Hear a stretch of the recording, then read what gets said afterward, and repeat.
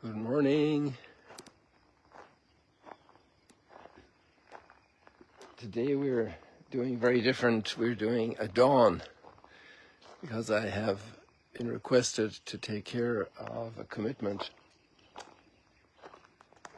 And so we anticipate our little chat this morning, our stroll and chat.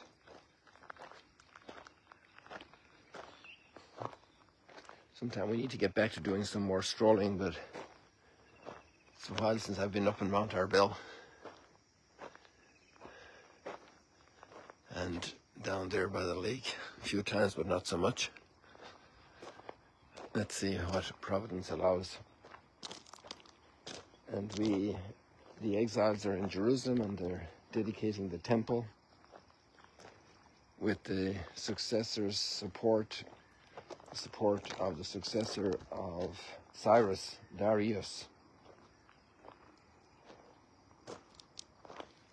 And the times leadership changes in empires and countries and even families.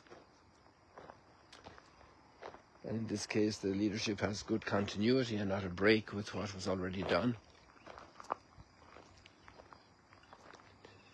And so the work continues in that stability, in that social support that remains stable. Sometimes there's upheaval in society, and sometimes greater stability, lasting stability.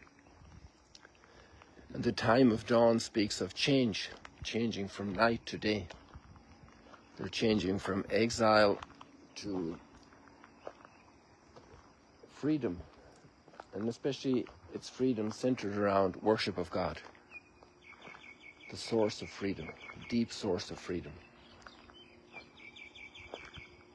And sometimes we enjoy freedom without the worship, without referring to the source of our life and of our being. And this is a big mistake.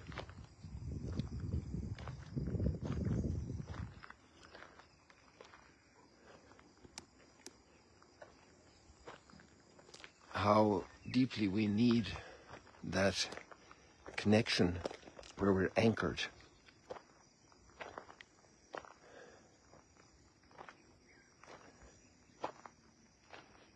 And where we actually also, in the truest sense of the word, submit ourselves, to place ourselves under God's blessing, under His authority, under His gift of life.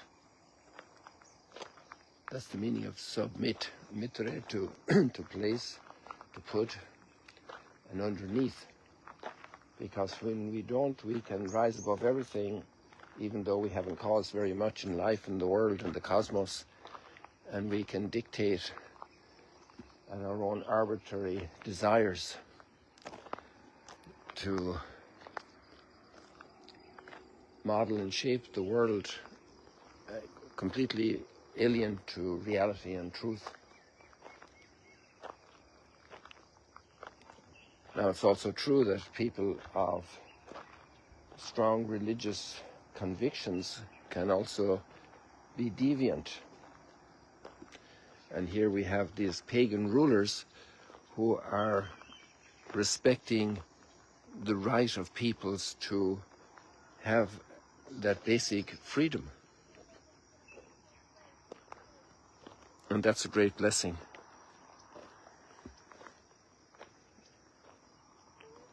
And really, in all of life, we have to learn to give that great example and to appreciate the great example that also peoples who do not share our faith convictions can give us, of respect for the human being, of respect for truth, for justice, for fairness, for attention and care for the needy.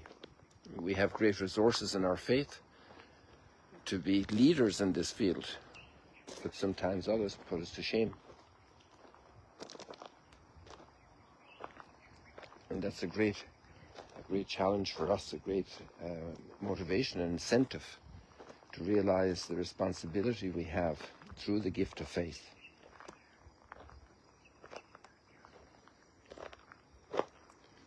Let us go rejoicing to the house of the Lord.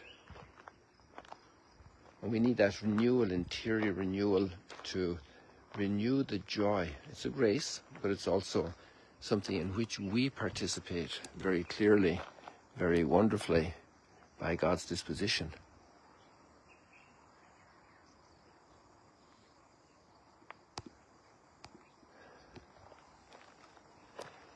And then the thought about the gospel is very straightforward. The gospel is Jesus is informed that his mother and brothers are outside. And he said, well, who are my brothers and who are my mother? The one who does the will of the Father. And there again we see that deepest source of parenthood, of relationship, of my life. That's where the deepest source lies, in the relationship with God. And it's quite a dramatic moment, for sure, probably in everybody's ears. And maybe they all look over towards his mother, and who do they see? Somebody who always says, may it be done unto me according to your word. Do whatever he tells you. The Lord has done great things in me. Holy is his name. That deep orientation, that deep belonging. She was not shamed by Jesus' words. They were not disowning her. They were actually, on the contrary, pointing out that extraordinary, faithful relationship that had the total depth of the relationship with God, while being also close humanly.